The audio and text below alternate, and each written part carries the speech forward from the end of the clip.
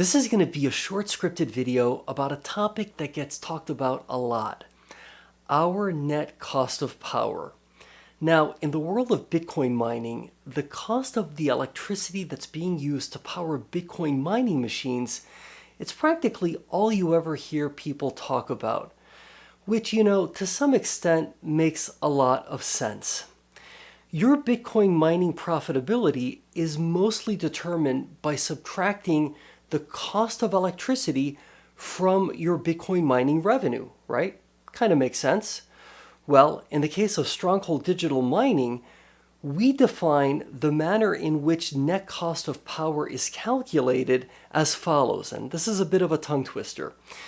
We take fuel cost plus operations and maintenance expenses, then we subtract capacity revenue, and then we subtract waste coal tax credit income, and then we divide all that by the megawatt hours produced. So you can see all of this for yourself, by the way, on page 3 of the Q3 2022 investor presentation. I think it's in footnote number 2. Now, to keep this conversation as simple and as relatively straightforward as possible, our net cost of power for Q1 2023, the quarter that we're in right now, it's projected by the company to be between $45 and $50 a megawatt hour.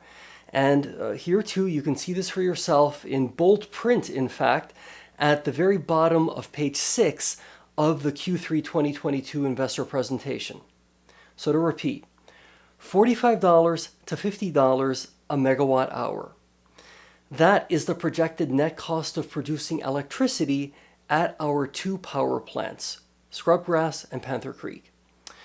So if we choose to power our Bitcoin mining machines with the electricity we produce ourselves, the net cost of our electricity for Q1 2023 is projected to be between $45 and $50 a megawatt hour, which is about 4.5 cents to 5 cents a kilowatt hour.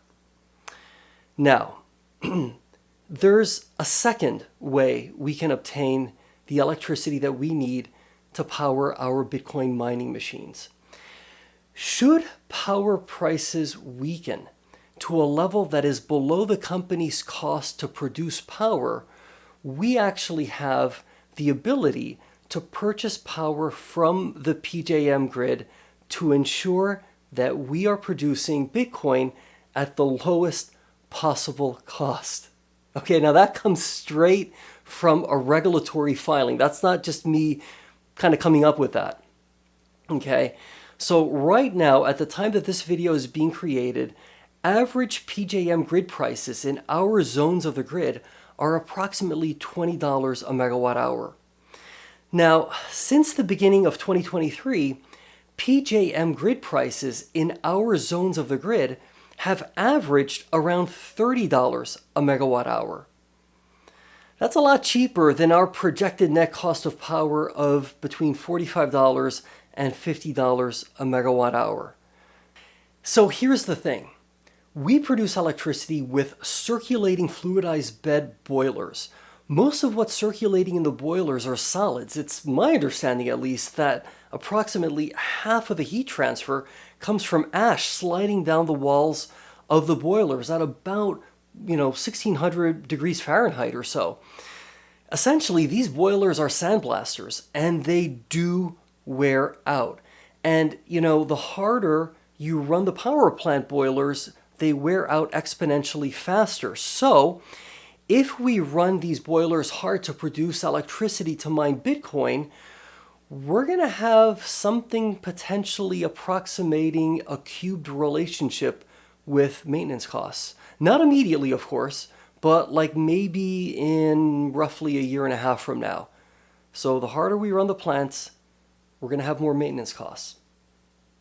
Not immediately, but pretty soon, right? So here's the bottom line.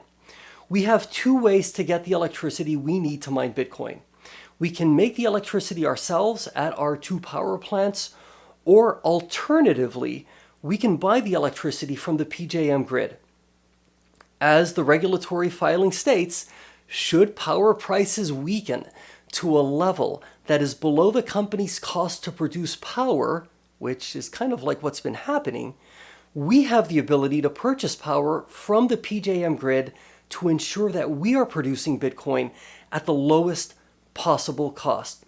Hopefully now you have a better understanding of our net cost of power and what that really means both now and in the future.